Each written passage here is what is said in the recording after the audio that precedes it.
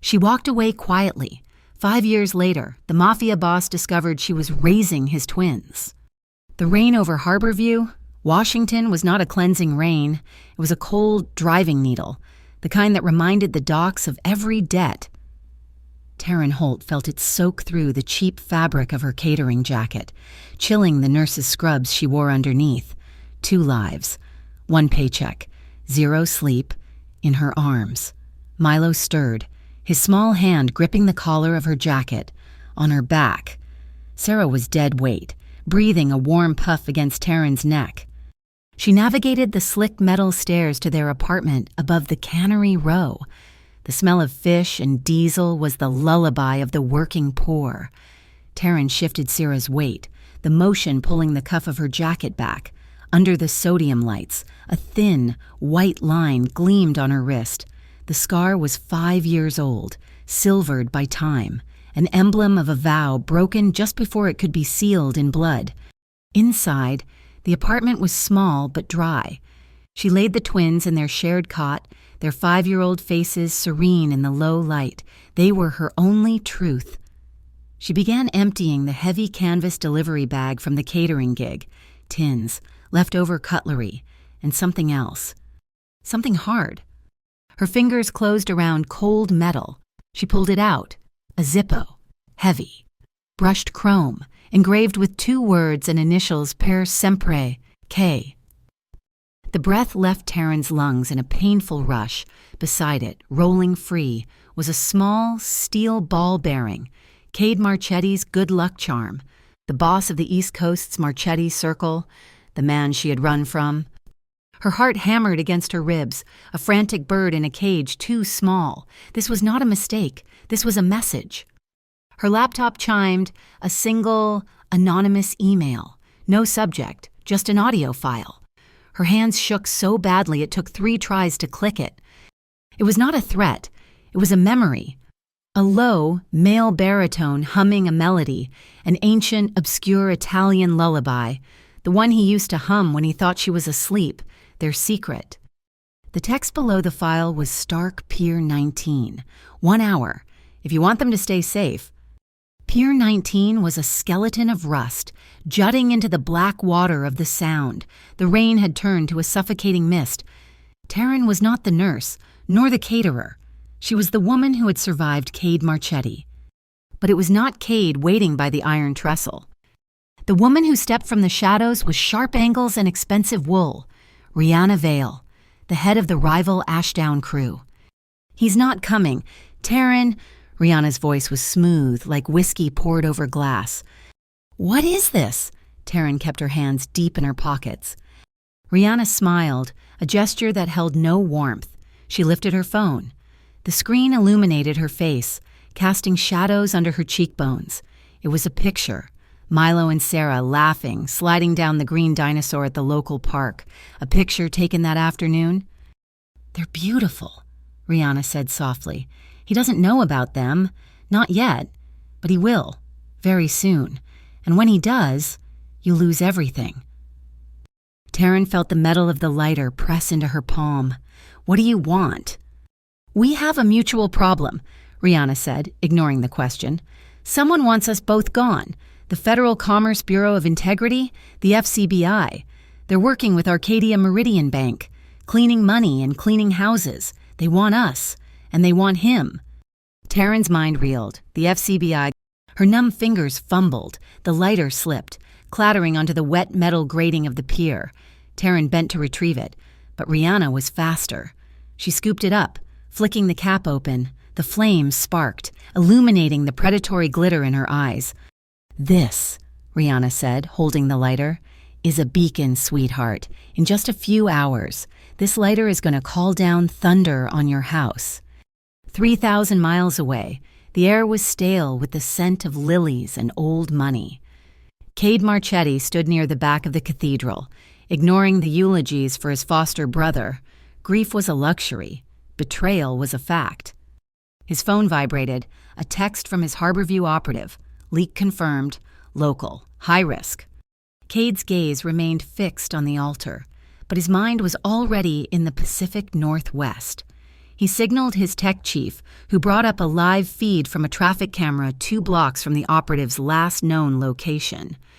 The feed was grainy, washed out by rain, cars passed, and then a woman? She was carrying a child, another bundled on her back. She was moving fast, but it was not the speed that made Cade's blood freeze. It was a walk, a slight, almost imperceptible flick of the left ankle with every third step, a dancer's flaw from an old injury. Taryn's walk. He watched her disappear into a doorway. He watched the loop 3 more times, the woman, the child, the walk. He turned, walking out of the memorial before the service had concluded. His second-in-command met him in the armored car. "Shut it down," Cade ordered. His voice was quiet, but the command echoed with absolute finality. "Freeze every shipment, every account, ground the fleet." "Sir, the memorial." Cade looked at him, his eyes flat, the color of the Atlantic in winter. "If it's her, I will verify it myself." Taryn double-bolted the door. The sound, usually a comforting finality to the day, was now just a thin piece of metal against the storm Rihanna Vale had promised. She turned to the twins, forcing a brightness into her voice that felt brittle. "Okay, team. Code red. It's the storm game." Milo, ever the little man, puffed his chest out. "Is the hurricane coming, Mama?" "A big one," she said, pulling the dining table away from the wall. "We need the fortress." They cheered, a sound so pure it physically hurt her. Together, they draped every blanket and sheet they owned over the table, creating a low, dark tent. Taryn crawled in after them, her body aching from the tension of the last hour. She clicked on a small, battery-powered star projector, and the fabric ceiling of their fort lit up with constellations. "That one," Sarah whispered, her small finger pointing to a cluster. "That's the 7 sisters." "And that," Milo added, "is the hunter." Taryn lay between them, her arms around their small bodies. This was their ritual for the nights when the Harborview wind howled, or when Taryn's night shift at the hospital was particularly brutal. But tonight, it was for her. The stars were a distraction from the memory Rihanna's threat had dislodged. 5 years ago? It wasn't just Cade's world she had fled. It was a specific choice. She had been working a ward shift assigned to a terrified young man, an accountant from Port Vesper, recovering from a boating accident. He had confided in her, whispered about ledgers and cargo manifests he was supposed to testify about. He was her patient. That same night, she had overheard Cade on his penthouse balcony. He was finalizing the Gray Pact with the Port Vesper crew. In exchange for exclusive shipping rights, he would guarantee the witness her patient would be lost in the system, his federal protection rerouted, his freedom traded for Cade's expansion. Cade had rules, but she had learned that night that his rules were negotiable. Hers were not, her patient, her duty, her ethical line. She left before dawn, before the pact was signed, carrying nothing but the scar on her wrist and a secret she herself did not yet know. A sharp rap on the apartment door shattered the memory. Taryn froze. Milo and Sarah went silent. She put a finger to her lips, extracted herself from the blanket fort, and moved to the peephole. The hallway was empty. She waited. Another rap, metallic, this time on the mail slot. A thin, white envelope slid through, landing on the worn welcome mat. Her blood ran cold. Mail did not come at this hour. She picked it up. No stamp, no address, just her name. Inside was a photograph, a Polaroid faded with time. Her and Cade, in New Orleans, 5 years younger, laughing in a courtyard thick with jasmine. They were tangled together, his eyes only for her head thrown back in a moment of pure, unadulterated joy she had forgotten she was capable of. On the white border at the bottom, written in a familiar, sharp hand, "You left quietly. I didn't..." Kay? Someone was not just threatening her future, they were igniting her past. A shrill, deafening sound suddenly filled the apartment. The fire alarm. Milo and Sarah screamed. Taryn grabbed them, her mind racing. Rihanna, the anonymous K. She did not go to the front door. She grabbed her emergency bag, shoved the twins' feet into their shoes, and ran to the back stairwell, the one that led to the alley. The alarm was only in her unit. It was a trap. Halfway down the echoing concrete stairs, she saw it, spray-painted in stark, black letters, "Meet him or lose them." Her lungs seized. They were boxing her in. She burst into the alley and ran to the adjoining building. She hammered on the door of Mr. Keene, her elderly neighbor, a retired high school history teacher, opened it, his face creased with sleep. Mr. Keene, please," Taryn panted, pushing the twins toward him. "It's an emergency, a gas leak, the alarm. Can you watch them? Just for an hour. Please." He saw the raw panic in her eyes and simply nodded, pulling the children inside. "Go, they are safe here." Taryn kissed them both, a hard, desperate press of her lips. "Be good for Mr. Keene. Mama will be right back." She did not run toward the piers. She ran inland to the gray brutalist building that housed the Cascadia sector of the Federal Commerce Bureau of Integrity. She used an old, expired nurse ID to get past the sleepy night guard and took the stairs to the third-floor records room. Inspector Sloane Armitage was waiting, as if she knew Taryn would eventually come. Sloane was a woman who survived on coffee and cigarettes, her eyes holding the same hunted look Taryn saw in her own mirror. "You look like hell, Holt," Sloane said, not unkindly. "They found me, Ashdown crew, and someone else. They're at my apartment." Sloane cursed, running a hand through her short hair. "It's a bad time. The Bureau is compromised. We have a mole, and they're good." Sloane pointed to a stack of file boxes. Witness protection data, medical exemptions, relocation protocols, all gone, wiped from the server. The disappearances started 2 months ago, but the big breach, it happened last week. The exact same week, Taryn, that Cade Marchetti shut down his entire East Coast operation. The timing is too perfect. Taryn processed this. Cade was in motion. The Bureau was blind. What do I do? "Sloane, they have pictures of my kids." Sloane looked at her, the assessment blunt. "You have no leverage. You are a ghost. You want to live. You want to keep those kids safe. You have to force Marchetti to cover you. He's the only one with the power to fight the FCBI and Ashdown at the same time." Sloane leaned in, her voice dropping. "Go to him. Use what you know. But Taryn, for God's sake, does not tell him about the kids." The Lighthouse Key Hotel was the most expensive piece of real estate in Harborview. A glass spear aimed at the sky, Cade Marchetti had rented the entire building for an indefinite corporate retreat. He stood in the penthouse, not looking at the view, but at a laptop screen. His tech team had been scouring local data since he landed: school sign-ups, pediatric records, park security feeds. He found them. Taryn Holt, listed as a single mother. Milo Holt, Sarah Holt, 5 years old. The math was simple, and it was brutal. He clicked on a video file, a local school's spring fling talent show. Grainy, shot on a phone, a small boy. Milo was on stage, looking nervous. He reached into his pocket. He pulled out a coin.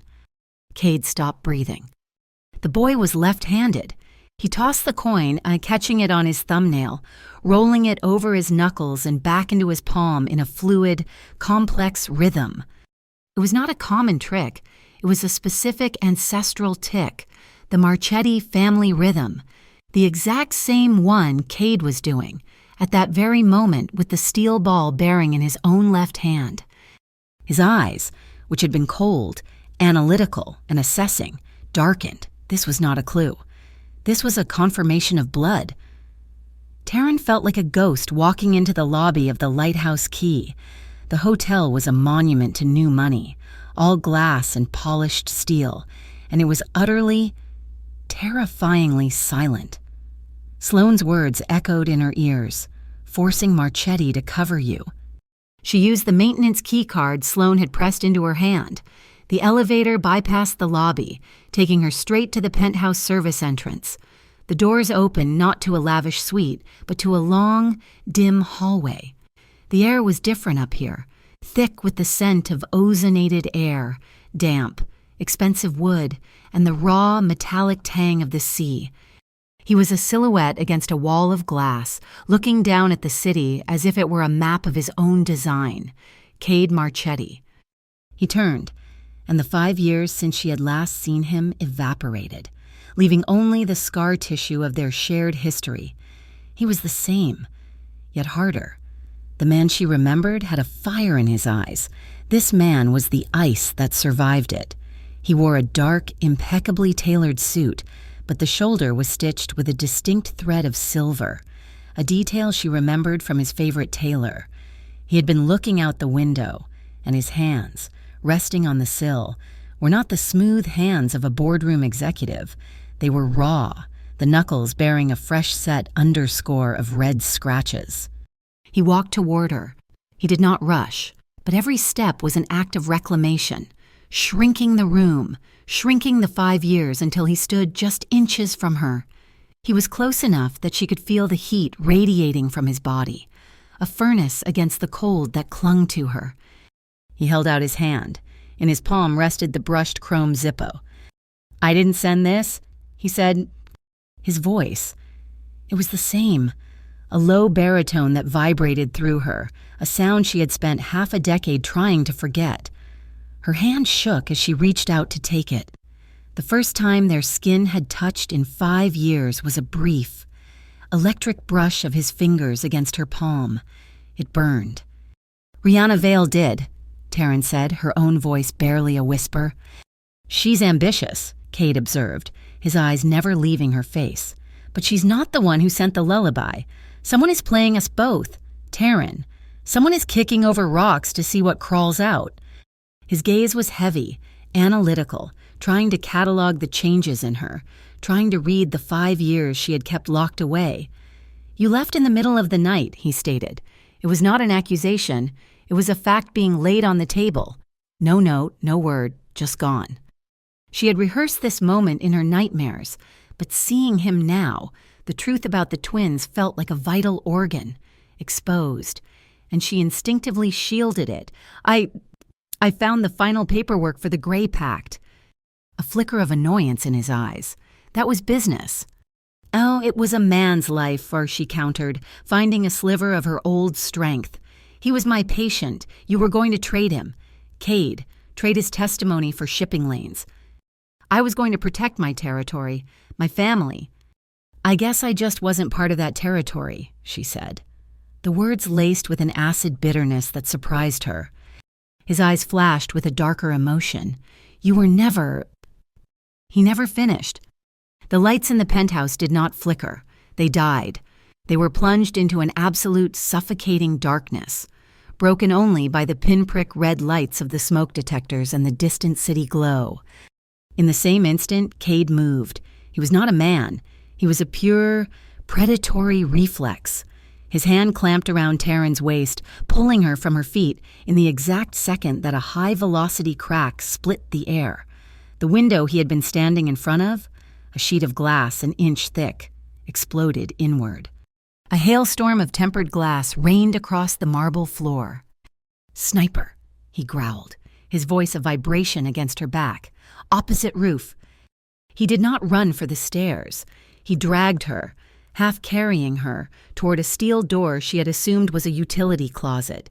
He slammed his palm against a hidden panel beside it, and the door hissed open, revealing a cramped metal box. "Service lift, he snapped, shoving her inside. He piled in after her, his body a solid wall, and hit a button. The lift was not an elevator. It was a cold storage hoist. It dropped with a gut-wrenching lurch. Taryn cried out, grabbing his arm as they descended into the hotel's foundation. The lift shuddered to a stop. The doors opened into a vast, chilled room. Racks of wine and stainless steel shelves lined the walls, holding boxes of produce and seafood. The air was frigid, and their breath instantly plumed between them in dense, white clouds. The only light came from the green neon glow of the thermostat units. Taryn was shaking violently, from the cold, from the adrenaline, from his proximity in the tight space. She wrapped her arms around herself. her hand instinctively finding her left wrist, her fingers tracing the scar hidden beneath her jacket sleeve. He saw the movement. Even in the dim green light, he saw it. He reached out, his motion slow, giving her time to pull away. She did not. His fingers, calloused and surprisingly warm, closed over her hand, stilling her nervous energy. He pressed her hand flat against her own wrist, trapping it, his thumb finding the raised line of the scar. "I used to think I was the reason for this," he whispered. His voice was rough, the sound swallowed by the cold. Taryn looked down at their joined hands. The intimacy of the gesture, after so much violence and time, was a suffocating, bittersweet weight. "No," she said, her voice thin. "You weren't. Your world was." Before he could respond, a jarring, tinny sound sliced through the silence. Her phone. She ripped her hand from his grasp, her heart hammering. She fumbled in her pocket, the screen lighting up her pale face. "Mr. Keene." She hit the speaker button, her hands shaking too much to hold the phone to her ear. "Mr. Keene, are you okay? Are they safe?" Cade, who had been scanning the cold room's exits, froze. His entire body went rigid. Taryn. "My dear, yes, they are fine. Sleeping right through it." The old man's voice crackled. "But Taryn, the strangest thing. Right after you left, a man came to the door. Very official. Said he was a coordinator for the Pacific Integrity Commission. The PIC." Taryn's blood turned to ice. "PIC, what did he want, Mr. Keene?" "He asked for you. When I said you were out, he asked..." This is so specific. "He asked if I had access to Milo's biomedical gene markers." Such a bizarre phrase. I told him I had no idea what he was talking about, and he left. Taryn, who are these people? Taryn slid down the steel rack, her legs giving out. Milo, gene markers. They knew. They were not just threatening her. They were targeting her son. She looked up. Cade had not moved. He was staring at the phone, but he was not listening to it. He was processing. 5 years. Twins. Milo's biomedical data. The calculation was instant, and it was brutal. The man who had been a cold silhouette, the man who had been a professional killer, was gone. His expression, which had been controlled, hard, and questioning, simply shattered. He knew. He took a single, staggered step toward her, his mask of command completely gone, replaced by a raw, profound shock that was almost identical to her own. He opened his mouth, but no sound came out. The shock in the cold room was a tangible thing, a third presence in the freezing air. Cade's shattered expression lasted only a second, replaced by a cold fury that was far more terrifying.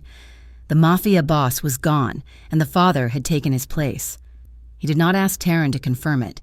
He did not waste time on the 5 years of betrayal. He acted. He raised his wrist, speaking into his watch, "Skylark Unit, Priority Omega, now." His voice was a low rasp, a command that expected instant obedience. "We were just targeted. Sniper on the roof, secondary team in the lobby." A PIC coordinator approached me. Approached the asset's location.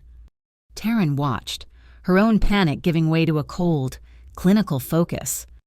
"The coordinator's burner phone," Cade continued, "was used near the apartment on Harborview. I want it traced. I want the origin server of its last call. I wanted it 5 minutes ago." "Milo," Taryn said, her voice cutting through his commands. He stopped, his gaze snapping to her. "They want his gene markers." "Why?"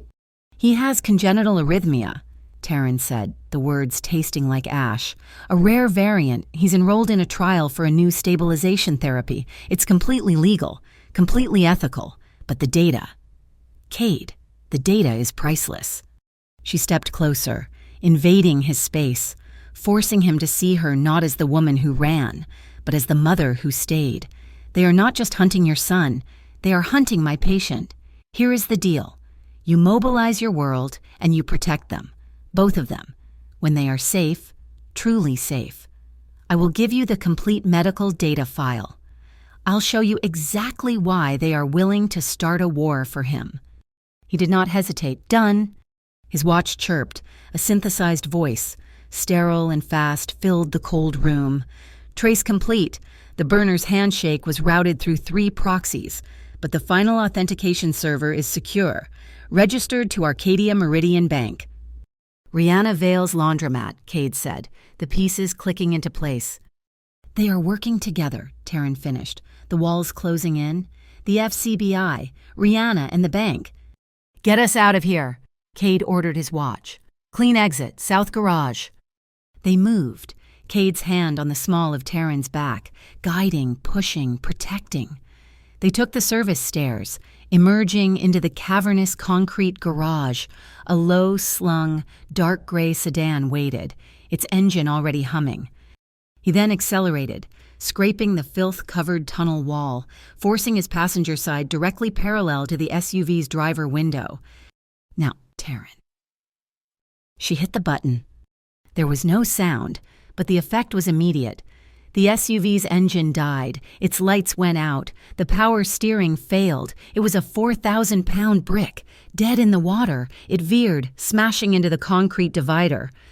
Cade did not slow down. He saw the flashing lights of a police roadblock forming at the tunnel's exit, alerted by the SUV's crash. He was trapped. "Hold on," he said. He yanked the handbrake, pulling the wheel hard left. The sedan spun in a perfect 180-degree drift, its tires howling in protest. He floored the gas, driving against traffic, back out of the tunnel entrance they had just come from, disappearing into the city's underbelly before the police even realized who they had missed. They abandoned the car 2 miles later and proceeded on foot to a damp, salt-corroded warehouse on Pier Alder, Warehouse 3. "It was my emergency bolt hole," Taryn explained, prying up a loose floorboard. "I set it up the week I left." Beneath it was a small, fireproof safe. Her fingers, steady from years of medical practice, spun the combination. Inside, nestled on velvet, was a single USB drive. "I couldn't just leave him," she said, her voice thick. "My patient, the one from the Gray Pact. Before I ran, I made a copy. The real FCBI file. The one Sloan Armitage helped me bury." Cade plugged the drive into his laptop. His face grew grim as the files opened. It was not just one witness. It was logs, dates, offshore transfers. "Taryn, this is Rihanna. She wasn't just working with the bank. She's been selling the FCBI's witness list to the bank for months." Cade looked up from the screen, the data eclipsed by the truth he had learned in the cold room. The adrenaline was gone, leaving only the father. "Taryn, I need to see them. I have to see my children." Taryn's hand came down, closing the laptop, snapping the screen shut. Her face was pale, exhausted, but her eyes were steel. "No." The word hung in the damp air. "I am their father," Cade said, his voice dangerously quiet. "And you are the head of the Marchetti Circle." She fired back. "You just saw what your world does. A sniper, a high-speed chase. They brought that war to my doorstep. I will not bring my children into your line of fire. Not until I know which one you are choosing. Cade, the family, or the crown." Before he could answer, his laptop pinged. A high-alert warning from the Skylark unit. He opened it. "Sir," the synthesized voice was urgent. "We've breached the Arcadia server's subdirectory. We found their asset manifest. It is not just money. They are moving hardware." A map flashed onto the screen, a shipping route, a single container labeled Black Box, set for retrieval. "What is in it?" Taryn asked, leaning in. "Biometric scanners, medical-grade stasis equipment, sir. The manifest is keyed to a specific genetic sequence. It is not a vault. It is a trap. It is designed to catch him." Cade and Taryn locked eyes, the implications hitting them both. "They're going to snatch Milo," Taryn whispered in horror. "Worse," Cade said, reading the fine print. "They are going to use him. They are going to use him to force me to sign a new Gray Pact. They are using my son as collateral." "Where is it?" Taryn demanded. "On a floating buoy, Raven Mist Bay, awaiting pickup in 2 hours." Then we make a substitution, Cade said, the boss and the father merging into one. The switchback, Skylark, I want a decoy. Same weight, same heat signature. Now. As he issued orders, Taryn stepped away, her phone to her ear. Sloan, I need an exit, an anonymous route out. If this goes sideways, I am taking them and disappearing for good. There was a long, static-filled pause. Taryn. Sloane's voice was strained. I cannot guarantee a clean exit. The leak here is too deep. I'm not sure who is still clean. For this one. You might be on your own. There were 2 hours until the switchback. 2 hours before they would walk into a trap to retrieve a trap. They were holed up in the Gull Point Lighthouse, an abandoned stone tower that smelled of rust, salt, and old birds' nests. The storm that had been threatening all night finally broke, throwing sheets of water against the thick lantern glass. Taryn was checking her phone, confirming the all-clear message from Mr. Keene. She saw Cade watching her, his face carved by shadows from the small, efficient fire he had built from sea-bleached driftwood. He's safe, she said, her voice small. They're sleeping. Good, Cade said. He looked back at the fire, but his attention was elsewhere. Taryn hesitated. Her anger, her fear, her rigid defenses. They were all still there. But so was the memory of his face when he heard her say, Milo. She made a choice. She dialed Mr. Keene back. Mr. Keene, I'm sorry to bother you again. Can I just say goodnight to them? A moment later, a sleepy, small voice. Mama? Hey, Milo, I love you. Baby. Is Sarah asleep? Yeah, she's boring. Mama, did you know the security guard at the park had a dream coin? Taryn looked at Cade. He had gone utterly still. What's a dream coin, honey? He told me he dreamed about it, and it just appeared.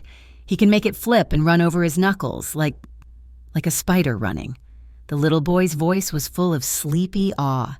He said he's going to teach me. He looked sad, Mama, like his dog was lost. Taryn could barely breathe. I love you, Milo. Go to sleep. I'll see you in the morning. Love you, Mama. She hung up. The silence in the lighthouse was deafening, broken only by the wind and the crackle of the fire. Cade stood up. He walked to the far side of the round room, turning his back to her, and placed both hands on the cold, damp stone. His shoulders, broad under the tailored suit, were rigid. She watched the muscles in his back tense and released a controlled tremor. He was hiding his face, but she knew. She had seen the way his own hands, his left hand, constantly worried about the steel ball bearing. He was not just seeing a son, he was seeing himself, a perfect miniature reflection. Taryn felt a wave of dizziness. The adrenaline from the chase was wearing off, leaving a deep, bone-chilling cold in its place. She began to shiver, a violent, uncontrollable rattling of her teeth. Cade turned. The moment of vulnerability was gone, replaced by the protector. He was across the room in 2 strides, shrugging out of his expensive suit jacket. It was heavy, lined with silk, and still held the warmth of his body. He wrapped it around her shoulders, his hands lingering, strong and firm, trying to rub warmth back into her arms. You're freezing, he said, his voice rough. I'm fine, she lied, but her body betrayed her, leaning into the warmth. You're not. He did not move away. His hands stilled on her shoulders. He was too close, his scent filling her senses, wool, smoke, and the faint metallic tang of the sea. She looked up at him. The firelight flickered in his dark eyes, and for the first time, she did not see the boss. She saw the man she had loved, the man who had hummed that lullaby in the dark. Her hand, trembling, came up. She did not know her own intention until her fingers, cold from the damp, brushed the rough stubble on his cheek. He did not flinch, but a muscle in his jaw jumped. His breath, warm and visible in the cold air, puffed against her forehead. Taryn, he whispered, a warning and a plea in one word. It was not a seduction. It was a collapse. The culmination of 5 years of running, of fighting, of being a nurse, a caterer, a mother, a fortress. She was exhausted. His gaze dropped to her mouth. He did not move, giving her every chance to retreat. She did not. The kiss, when it came, was not the fiery, possessive kiss she remembered. It was slow. I was hesitant. It was a question. His lips were chapped from the wind, and they tasted of salt and regret. It was the kiss of two people who had been starved, not of passion, but of rest. Taryn felt a single, hot tear escape her eye, not of sadness, but of sheer, unadulterated relief. This, at least, was real. She deepened the kiss, her hands moving from his chest to grip the front of his shirt, pulling him closer. Her fingers fisted in the material, a desperate, anchoring gesture. "Tonight," she whispered against his mouth, her breath catching. "Just for tonight. Can we just be two people? Not symbols, not a crown, not a ghost." He pulled back, just enough to look in her eyes. His own were dark with an emotion she could not name, a pain that mirrored her own. He was asking her, with only his eyes, if she was sure. She nodded. It was all the consent he needed. He slid one hand from her shoulder to the back of her neck, his fingers tangling in her damp hair, and kissed her again. This time, there was no hesitation. It was a claim, but not of ownership. It was an acknowledgement. "You are here. I am here." He did not push her back. He did not lift her. He simply guided her down, pulling a thick canvas tarp from the wall and laying it near the fire, over the heavy wool of his own coat. They sank onto it, a tangle of limbs, their mouths never breaking contact. The imaginary camera of memory rested on the frantic, grasping clutch of their hands, on a shoulder shaking with a silent sob, and then respectfully, it pulled away, leaving them to the firelight and the storm.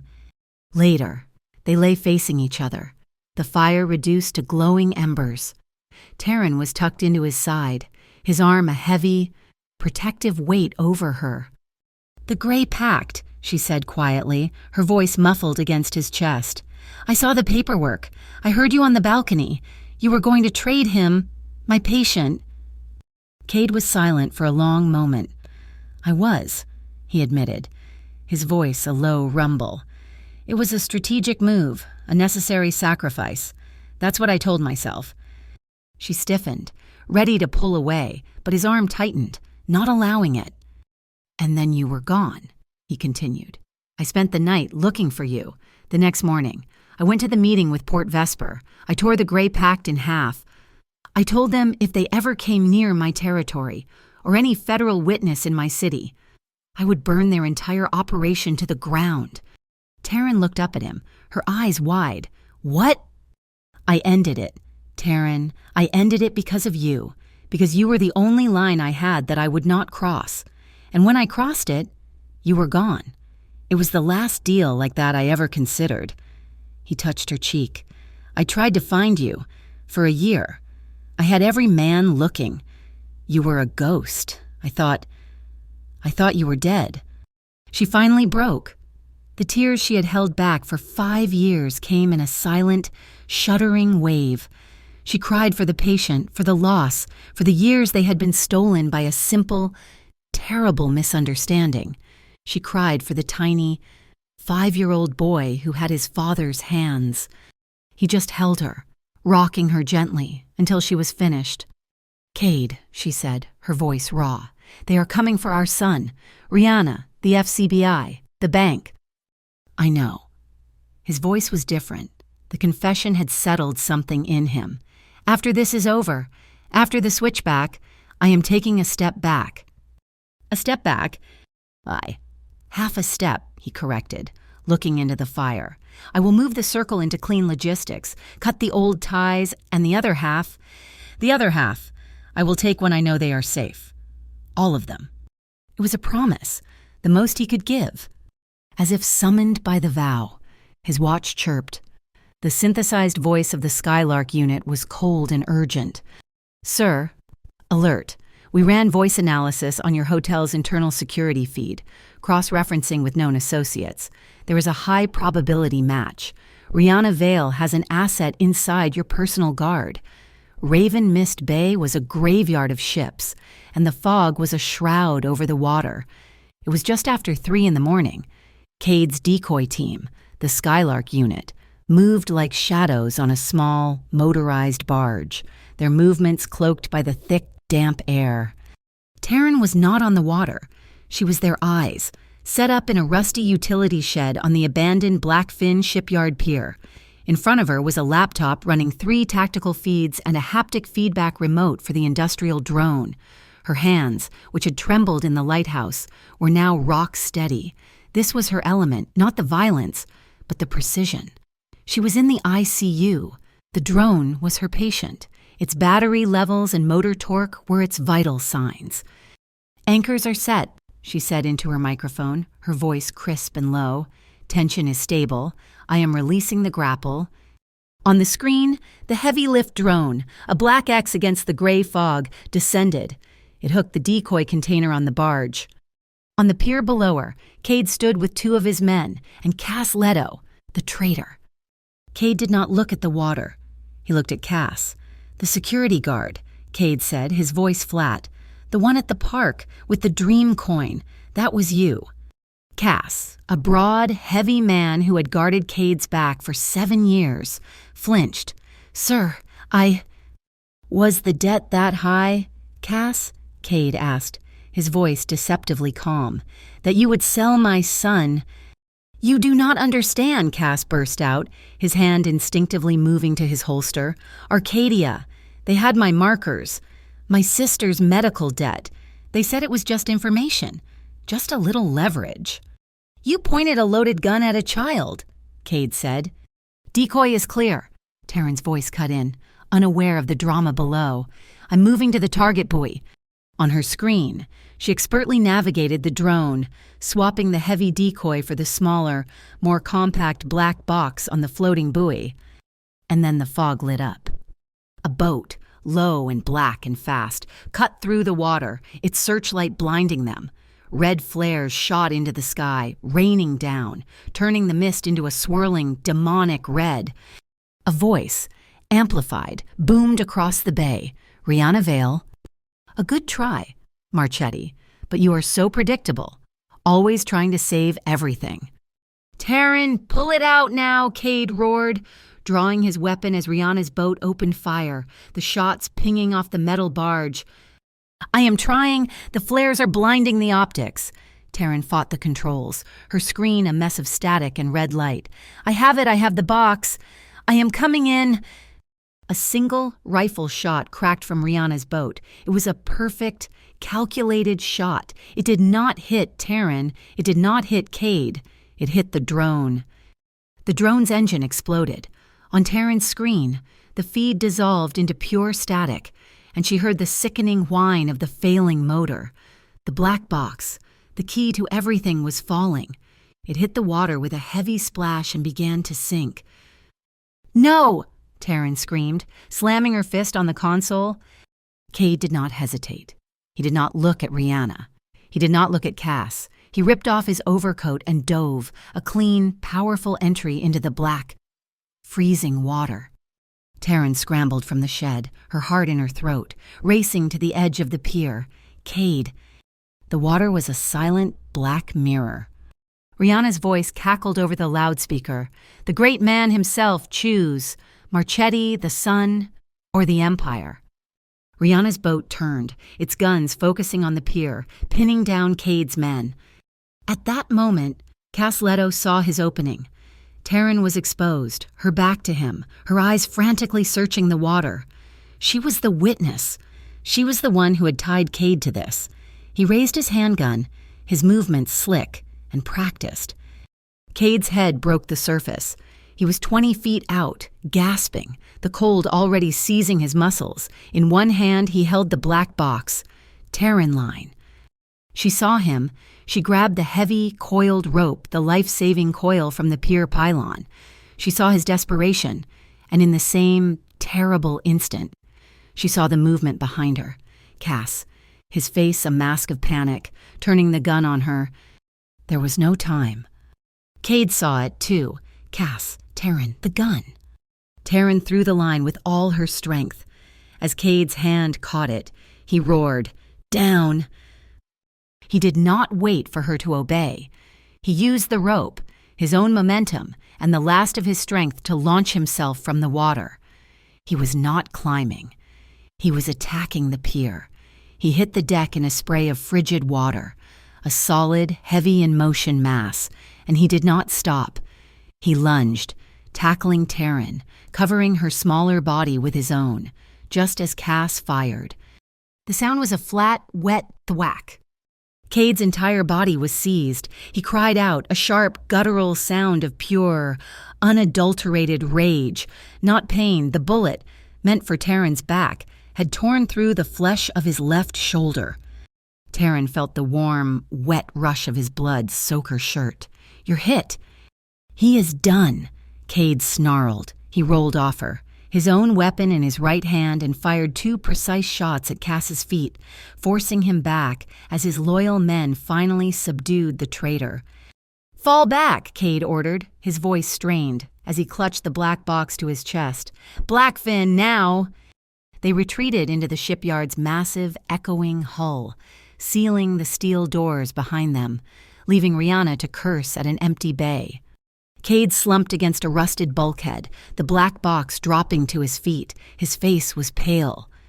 "Let me see," Taryn ordered, her nurse's training taking over. She ripped his shirt open, her hands suddenly professional, assessing the damage. "It went through. Clean. You're lucky." "Luck," he panted, "is a relative term." While Cade gave orders to his men, "Tie him up, get Skylark on his phone. I want the direct line to Arcadia Meridian, and I wanted it yesterday." Taryn turned her attention to the prize. The black box was a medical-grade transport case. She used a tool from Cade's tactical kit to pop the pressure-sealed latches. It hissed open. Inside, nestled in custom foam, was not a bomb. It was not money. "Cade," she said, her voice hollow. She held up a small, complex device of steel and glass covered in circuits. "This is not a tracker. It is a rapid gene sequencing receiver. It is designed to target and collect a sample." She looked at him, her eyes wide with a new, colder terror. They were not trying to ransom him. They were trying to harvest him. The Orpheum Theater was a tomb of velvet and dust. The gilt paint on the cherub-covered ceiling was peeling, and the air smelled of mold and dead performances. Sloane Armitage waited on the stage, a single, battery-powered lantern at her feet, casting long, warped shadows. Cade, his left arm in a rough sling Taryn had improvised from a canvas tarp, stood in the aisle, a shadow among shadows. Taryn stood apart, holding the black box in one hand and the USB in the other. "You were right to run from us," Sloane said, her voice a dry rasp in the vast space. "The Pacific Integrity Commission, the FCBI. The rot is in the supply chain." She paced the stage, her footsteps muffled by the carpet of dust. "This is not about drugs or guns. It is about data, medical data, specifically pediatric genetic profiles." Taryn felt Cade's gaze on her, but she looked at Sloane. "Milo. They want Milo's markers." "They want all the markers," Sloane corrected. "This is a new kind of insider trading, gray insurance. They use the FCBI's compromised network to find high-value children with rare conditions. Arcadia Meridian creates encrypted policies against them, and the Ashdown crew. They provide the muscle to acquire the data or the patient. They are shorting the lives of children. They are betting on their deaths." Cade stepped forward into the lantern light, his face pale but his eyes burning. So Rihanna was not just selling witness lists, she was a broker. "She was," Taryn said, placing the USB drive on the stage. "This proves she sold your witness lists to Arcadia, and this," she held up the gene receiver from the black box, "proves what they were buying." The power triangle was complete Arcadia's finance, Rihanna's brutality, and the FCBI's corrupt protection. "I cannot fix my house from the inside," Sloane said. "The corruption is too high. I cannot arrest Rihanna. The bank will protect her. I cannot arrest the bank. The FCBI will protect them. I need to bring in a bigger gun, an external force." "So you bring in me," Cade said, a humorless smirk. "I am bringing in the Intercontinental Financial Compliance Commission, the ICFC. I want to force an audit on Arcadia Meridian that will freeze their assets and expose the FCBI link." Cade laughed, a short, sharp bark of pain that he quickly suppressed. "The ICFC, you are insane. They will not just audit Arcadia, they will audit me. They will audit every shipment I have moved for 10 years. "Exactly," Sloan said. "I give them to the bank. You give them a concession. You announce a full withdrawal from all shadow transport. You go legitimate. You have 30 days. 30 days, Cade shook his head. "You are insane. The Vesper crew, the East Bay Tong, they will carve my territory up before the ink is dry. Going clean is not a press release. Inspector, it is a suicide." "It is, unless you have protection," Sloan countered. "The ICFC provides a 6-month security corridor. They will place a federal non-interference ring around your current assets while you liquidate. They will protect their new, reformed asset. You will be, for 6 months, the most legitimate, untouchable man in the city. After that, you are on your own." Cade was silent, weighing the impossible choice. Taryn stepped onto the stage, placing her evidence next to Sloane's lantern. "He will do it, on one condition." Sloan and Cade both looked at her. "This is not your play, Taryn," Cade said, his voice low. "It is only my play," she shot back, her voice ringing with the authority of a mother, echoing in the dead theater. "Milo is the data. I am the witness. This is not happening in the shadows. We do it in the light." She turned to Sloan. "Cade signs his deal in public, a press conference. At the same time, I will present my data, the data on the trial, the black box, the USB, but I do it under the new medical witness program. I am not a criminal's wife. I am a protected medical source. My children's safety is guaranteed by your laws, not his guns." Sloan stared at her, then nodded slowly. "A public signing, that is unprecedented, but it might just work." The meeting at the Harborview warehouse was hotter, louder. Cade stood at the head of a long table, his wounded shoulder a stark white patch against his black shirt. 15 of his captains, his family council were shouting. "Go legitimate in 30 days," one of his oldest captains roared. "It is an insult we bleed for this port." "Rihanna Vale is still out there. The FCBI is compromised. And you want to surrender?" another yelled. Cade slammed his good hand on the table. The room went silent. "I am not surrendering," he said, his voice low and dangerous. "I am advancing. The old way, the way my father did it, is over. It is slow, it is dirty, and it almost cost me. It almost cost me everything." He looked at each man. "I am announcing anchor cutting day. We are moving into clean logistics, secure data, and private port investment. The ICFC will protect us while we do it. We will be richer in 1 year than we were in the last 20. You are either on the new ship or you are in the water." The room was tense, the men weighing loyalty against fear. Before a consensus could be reached, Cade's personal phone, the one secured by Skylark, buzzed on the table. He opened it. It was a video message. The sound of a school playground, Milo, on the swings, pushing Sarah. They were laughing. The camera was close, too close. A shadow fell over them. Rihanna's voice, a purr. Such beautiful children, Cade. It would be a shame if their medical data got lost. The image of the twins froze, and a digital clock appeared over it. Stark red, 36:00:00. Cade closed the phone. The blood had drained from his face, leaving only the ice. He looked at his counsel. Rihanna just set the terms. He activated his comms. "Skylark, the timeline is moved up. Rihanna is threatening the assets. I want the parallel vault axis ready to deploy. The second I am on that podium, I do not just want to audit Arcadia Meridian. I want you to seize it. Burn their servers to the ground, from the inside out." The Shoreline Conservatory was the only place in Harborview Taryn still felt was hers. It was a glass dome filled with humid air, tropical palms, and the smell of damp earth. It was the children's favorite jungle. Taryn had arranged to pick them up from Mr. Den, Keene, and meet them there, with Sloane's agents creating a discreet perimeter. Cade was already inside when they arrived.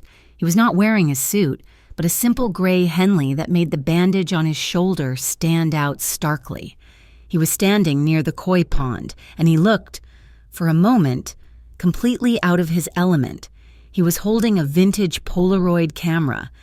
Sarah, ever cautious, hid behind Taryn's leg, but Milo, fueled by a 5-year-old's boundless curiosity, marched right up. "Are you a pirate?" Milo demanded, pointing at the sling. Cade's carefully prepared expression faltered, replaced by a genuine, small smile. "Something like that. A shark bit me." "Nuh-uh," Milo said, though he looked intrigued. "Sharks are in the water." "He is right," Cade said, looking at Taryn over Milo's head, his eyes holding hers. "They are." "What's that?" Sarah's small voice finally emerged.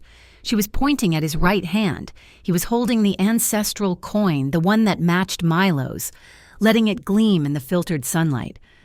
"This," Cade knelt, wincing slightly as the movement pulled on his wound. He was now at their level. "This is a wishing coin." "Like a fountain?" Milo asked, edging closer. "Better."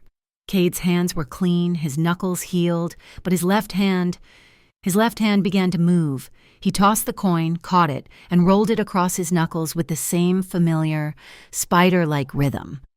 Milo's jaw dropped. You're him." Cade's heart stopped.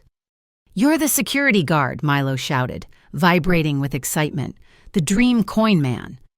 Cade's gaze flickered to Taryn, a world of pain and love and regret passing between them.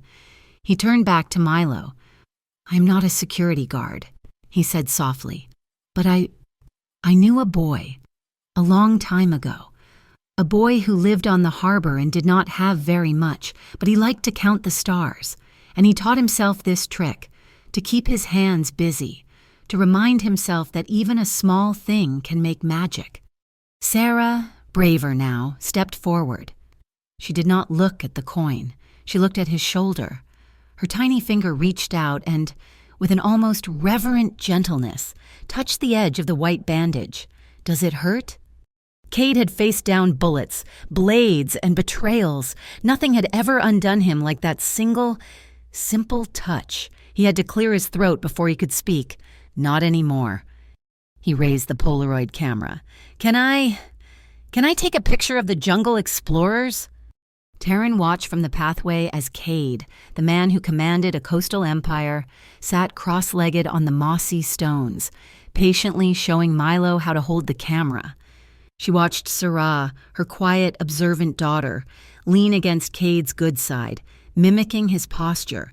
In Milo's rapid-fire questions and boundless energy, she saw Cade's drive. In Sarah's quiet, assessing gaze and her sudden, empathetic touch, she saw her own. They were not just Cade's. They were not just hers. They were a perfect, impossible fusion of them both. The piece lasted for 4 hours. They returned to the apartment, surrounded by Cade's invisible security, only to find chaos. A local news van was parked on the curb. A small, angry crowd of neighbors was gathered. "There she is, that's her." A woman Taryn recognized from the second floor pointed a finger. "You are bringing him here. We have children." Taryn's phone was exploding. She looked at the screen. A new, viral article from a gutter press blog, Harborview nurse caught in Mafia plot. Source says, Marchetti kidnapped children for illegal gene testing. Rihanna's attack. It was not a bomb. It was a smear. "They're using my nursing license," Taryn whispered in horror. "They're painting me as the villain. Rihanna is making it look like I sold out my own son." A black sedan, an official city vehicle, pushed through the crowd. 2 men in crisp, generic suits got out. Local FCBI, the compromised arm. "Miss Holt," the first agent said, his voice loud for the crowd. We have a report of endangered children. We need to take them into protective custody." "No," Taryn said, pulling Milo and Sarah behind her. "You cannot. I have done nothing." "Ma'am, please do not resist." The agent put his hand on his hip, a gesture of low-level intimidation. "And you will not touch them." Cade stepped forward. His presence, even wounded, was a physical barrier. The crowd, which had been loud, went silent. They knew who he was. "Sir, this is a federal matter." "Get out of my way, Agent." The agent's hand moved, but before he could escalate, a second, more expensive-looking black sedan cut off the first. Sloane Armitage got out, her face a mask of cold fury. She was not in her rumpled suit. She was in a razor-sharp tactical uniform, and she was not alone. "Agent Price," she snapped. "What a surprise! Trying to poach a witness." "Inspector Armitage, this is a local child welfare case." Sloane slapped a laminated, red-bordered file against his chest. "This is a federal medical witness protection order, signed by a federal judge 10 minutes ago. Taryn Holt and her children are my assets. You are interfering with a high-level federal investigation, which I will note in my report." She leaned in. "Or you will get in your car and report that it was a clerical error. Your choice." The agent's face went pale. He and his partner were back in their car in 10 seconds. Sloane turned to Taryn. "It is not safe here. Rihanna is burning the ground. I am moving you. All of you." The Northwind safe zone was not a house. It was a concrete bunker, a sterile, high-tech fortress reserved for high-level witnesses. That night, after the twins were finally asleep in a strange, new room, Taryn and Cade sat in the stark, fluorescent-lit kitchen. "She will not stop," Taryn said. "Rihanna will not stop. She will use them, our children, as leverage tomorrow at the press conference." "I know," Cade said. "They have to know, Cade, before the world does. When they wake up, we have to tell them the truth, or as much as they can understand." He nodded. Together. The next morning, they sat on the floor of the twins' room. Milo and Sarah, confused by the new location, were quiet. "Hey," Taryn started, her voice shaking. She took Milo's hand. Cade sat beside her, his presence a solid, warm line. "We need to talk to you about something important. You know how families are all different." Sarah nodded, her gaze fixed on Taryn. "Well, sometimes a person can be two things. Like I am a mom, and I am also a nurse. And a man can be a friend, and he can also be something more. There is an old friend of mine, someone I knew a long time ago. He is actually your father." Milo's brows furrowed. "My dad, like in the books, but he was lost." "He was," Taryn said, tears welling. "We were lost from each other, but we found each other." Sarah just stared, her eyes wide, processing. Milo was stunned into a rare silence. Then, both children, in perfect, unthinking unison, turned their heads and looked straight at Cade. Cade's breath hitched. He did not move. He let them look. He let them see him. He knelt, mirroring their position on the floor, his good hand opening. In his palm was the coin. "Milo," Cade said, his voice thick, "this coin, it belonged to my grandfather, and his father before him. It is for the first son of the family. If you want it, it is yours now." Milo looked at the coin. He looked at Cade's face. He looked at Taryn. Then, slowly, he put his small hand over Cade's, closing his fingers around the coin, and his father's hand. Sarah, seeing the exchange, crawled over and, in a move of pure, unscripted instinct, put her arms around Cade's neck, burying her face in his good shoulder. Milo followed, scrambling to wrap his arms around Cade's waist. It was the first hug. It was clumsy. It was awkward. No! And it was the most real thing that had ever happened to any of them. Cade's good arm wrapped around both of them, his eyes squeezed shut, his face buried in his daughter's hair. Taryn watched, her hand over her mouth, a sob of pain and relief shaking her. Her phone, sitting on the nightstand, lit up. The screen was stark. Rihanna's countdown clock. 060000. The press conference was in 6 hours. Maritime Plaza was a wide-open square of granite and glass, designed for sunlight and public relations. Today, it was a circus. ICFC banners hung from every lamppost. Media vans from every major network formed a perimeter, their satellite dishes aimed at the sky. The Skylark alert had come in at dawn, cold and objective. Countdown timer is a remote detonator synced to the plaza's central media hub. Rihanna is not targeting the feed. She is targeting the event. She will use the crowd as cover to snatch the children, forcing a public concession from you. The plan was a betrayal of Cade's every instinct. For his entire life, he had operated from the shadows. The shadows were his armor and his weapon. Today, his plan was to be the brightest thing in the sky. "I am going on that podium," he had told Taryn in the safe zone, his good hand gripping his wounded shoulder. "I am going to pull every camera, every eye, every sniper's scope in a 10-block radius onto me. I will be the media shield. That is your window. You, Sloan, and the children. You do not go through the crowd. You go around it. You use my light to find your shadow." Now, standing in the glass corridor leading to the plaza, Taryn felt the crushing weight of the plan. Her armor was a slim laptop bag containing the black box data. Sloan, beside her, had a simple leather folio. Inside, a federal arrest warrant for Rihanna Vale. Milo and Sarah, dressed in matching blue coats, held their hands, their eyes wide at the sea of people. "Stay close," Sloan said, her voice tight. "We moved to the ICFC secure corridor on the north side. My agents are at the door." Cade emerged from the other side, flanked by ICFC officials who looked more like bankers than bodyguards. He wore a crisp, dark suit, his wounded arm in a discreet black silk sling, a concession to the cameras. He caught Taryn's eye across the plaza. He gave a single, almost imperceptible nod. "I am the shield." He walked to the podium. The plaza went silent. The flashbulbs were a million tiny explosions, a frantic, blinding light. Cade Marchetti, the myth of the harbor, was in the sun. He did not look at his notes. He gripped the podium with his good hand. "My name is Cade Marchetti," he said. His voice, amplified, was calm, steady, and carried over the entire plaza. "For 2 decades, my family's name has been associated with the economy of the shadows. We moved what others would not, and we protected what was ours."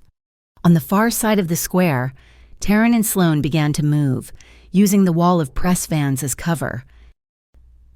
"But the shadows are a poor place to build a future," Cade continued. "They are a place of cold bargains and colder blood. Today, that ends." A ripple of shock went through the press. "As of this moment, right now," Cade declared, "the Marchetti Circle withdraws entirely from the shadow economy. We will be transitioning to a new, fully legitimate and transparent entity. Anchor cutting day is effective. Immediately." That was the cue. A small, metallic thunk sounded from the right flank of the plaza. A canister rolled to a stop.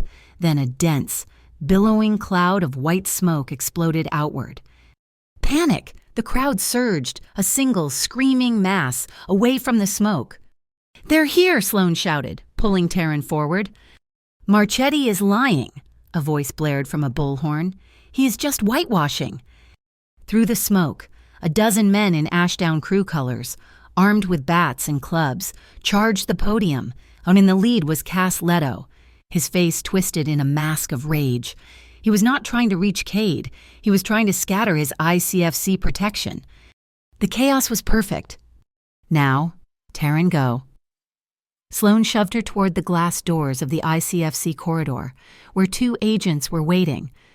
Taryn grabbed Milo and Sarah, pushing them ahead. "Run, do not stop." They were 10 feet from the door. Milo tripped. Taryn bent to scoop him up, and a figure stepped out from behind a concrete pillar. A paramedic, white uniform, red trauma bag. Rihanna Vale. She was not looking at Taryn. She was looking at the children. Such a pretty family, she purred, and her hand, fast as a snake, shot out and grabbed Sarah's arm. "No!" Taryn screamed. She did not think. She did not panic. She reacted. She dropped low, planting her foot, and slammed her shoulder into Rihanna's side, using her own momentum against her. It was the exact shoulder throw Cade had shown her in a New Orleans gym, an eternity ago. A way to break a grip, he had called it. Rihanna, not expecting the attack, lost her balance and her grip. She stumbled back, her eyes wide with surprise, then cold with fury. Sarah was free. Taryn grabbed her, pushing both children through the glass doors into the arms of Sloane's agents. Lock it now. On the podium, Cade saw it all. He saw the smoke. He saw Cass. He saw Taryn. And he saw Rihanna. He did not hesitate. The media shield was forgotten. He vaulted off the side of the stage, his suit jacket flying, landing on the granite with a grunt of pain as his wounded shoulder took the impact. The ICFC guards, their formation broken by Cass's men, scrambled to surround him. "Sir, back on the stage." "My family," Cade roared, shoving his own protectors out of the way, fighting to get to Taryn. Rihanna was trapped between the locked glass doors and the wall of Cade's advancing guards. She was cornered. She smiled. "You really will burn it all for them, won't you?" she said, and pulled a handgun from her trauma bag. The plaza froze, the screaming, the smoke, the cameras. Everything stopped. Rihanna Vale Sloane Armitage stepped directly in front of Rihanna, blocking her shot to Cade. Sloane's own weapon was drawn, but she held the leather folio in her other hand. "You are under arrest for conspiracy, kidnapping, and violation of the Federal Medical Witness Act." Rihanna just laughed, a high, thin sound of pure, unhinged amusement. "You think your warrant means anything? You think these cameras matter?" She raised her left hand, which held a small black device. She clicked the button. Every live feed in Maritime Plaza died. The big screens went black. The on-air lights on the network cameras went dark, a signal jammer. "No witnesses," Rihanna hissed, leveling her gun, the barrel swinging between Sloane and Cade, who was now only feet away. The smoke swirled around them. The crowd was a distant, roaring animal. Taryn was on the other side of the glass, her hands flat against the window, watching her new world about to be shattered. Cade stood, wounded and unarmed. In the center of the chaos, he was caught. Rihanna was in front of him. Taryn and his children were behind him. He had to choose, chase the enemy, or stand and shield his family. The choice was not a choice. It was an instinct. Cade did not chase Rihanna.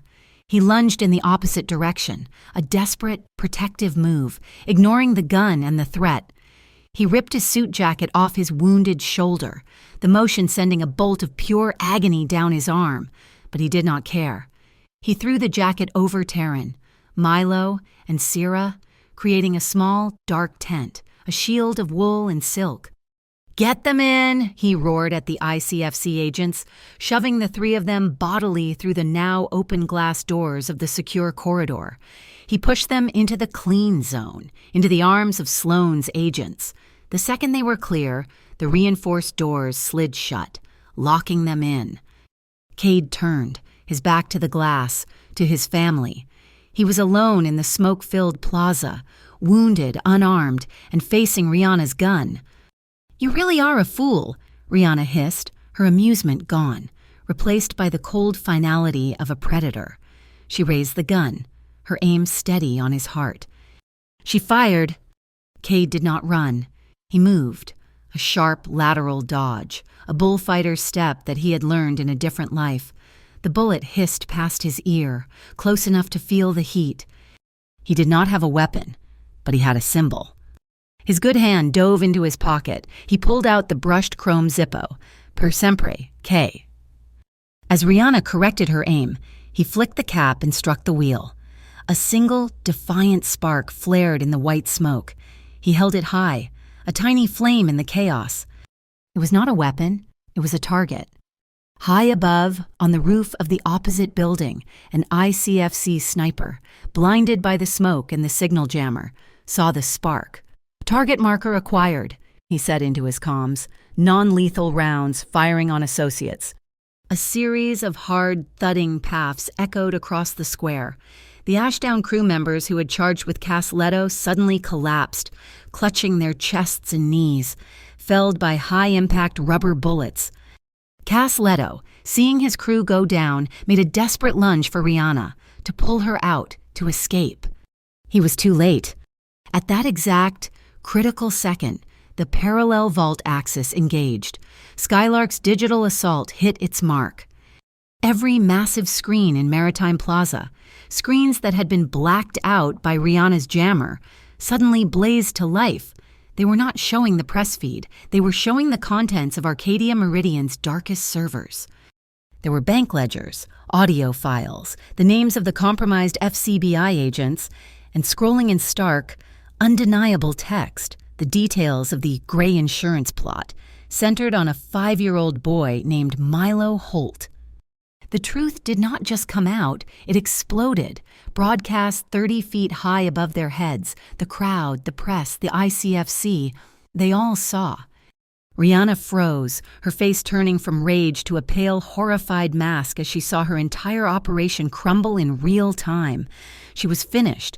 She screamed, a raw animal sound of pure loss, and made one last, desperate move. She did not run. She charged the glass doors, which hissed open as Sloane's agents emerged. Rihanna lunged past them, grabbing the person closest to her, Taryn, who had refused to stay hidden. Rihanna spun, her gun pressed hard against Taryn's temple. "You think this stops me? I will take her. I will take all of—" Taryn did not flinch. She locked eyes with Cade, who had started toward her. Through the glass, through the fear, she gave a single, sharp nod. "Trust me." Then, Taryn did not fight. She relaxed, going boneless, dropping her center of gravity. Rihanna, expecting resistance, was suddenly holding dead weight. She stumbled, her balance broken for a single, vital second. It was all Sloane Armitage needed. Sloane moved in, a blur of tactical precision. She did not go for the gun. She went for the arm, applying a devastatingly simple joint lock. There was a wet snap. Rihanna screamed, a sound of pain this time, and the gun clattered to the granite. Black-armored ICFC vans surged into the plaza, their sirens finally arriving. Sloane cuffed Rihanna's hands behind her back, her own media team now recording, feeding the signal past the dying jammer. "Rihanna Vale," Sloane's voice was loud, clear, and on the record. "You are under arrest for conspiracy wire fraud, illegal trafficking of genetic data, and the attempted kidnapping of a federal medical witness." It was over. Cade pushed through the doors. He did not look at Rihanna. He did not look at Sloane. He walked past them all, to where Milo and Sarah stood, their faces pale.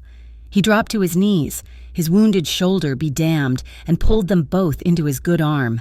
He buried his face in their hair, his entire body shaking with a relief so profound it was painful.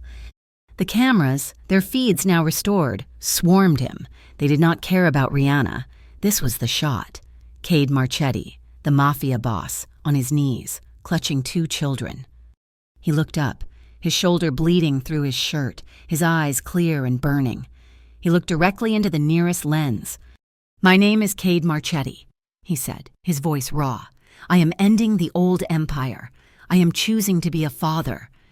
The aftermath was swift. The ICFC agreement was ratified, with Cade Marchetti's new Harborview Blue Line Corporation as its poster child. The FCBI, exposed and humiliated, began a brutal internal investigation.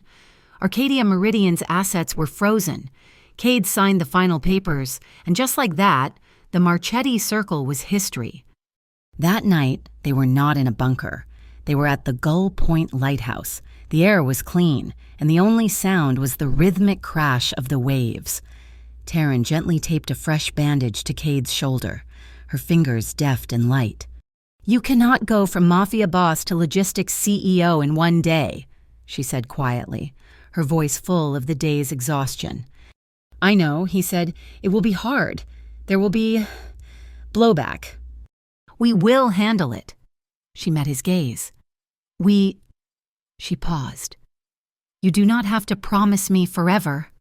Cade. I do not think I would believe you if you did. Good, he said, his good hand coming up to cup her cheek, because I am not promising forever. I am promising tomorrow. I am going to help you take our kids to school. She smiled, a real watery smile. Okay, we can start there. And later, the children were asleep in a room nearby, the sound of their steady breathing the only music. The fire licked at the driftwood, casting a warm, orange glow. Cade came up behind Taryn, sliding his good arm around her waist, pulling her back against his chest. He rested his forehead against the side of her head, just breathing her in. He kissed her temple, her cheek, her jaw. Slow, respectful kisses that asked for nothing. Thank you so much for listening to our story. We would love to know where in the world you are tuning in from. Please comment below and share your thoughts with us. If you enjoyed this journey, please subscribe to our channel, Mafia Boss Story. Give this video a like and support us by hitting that hype button so this story can be heard by even more people.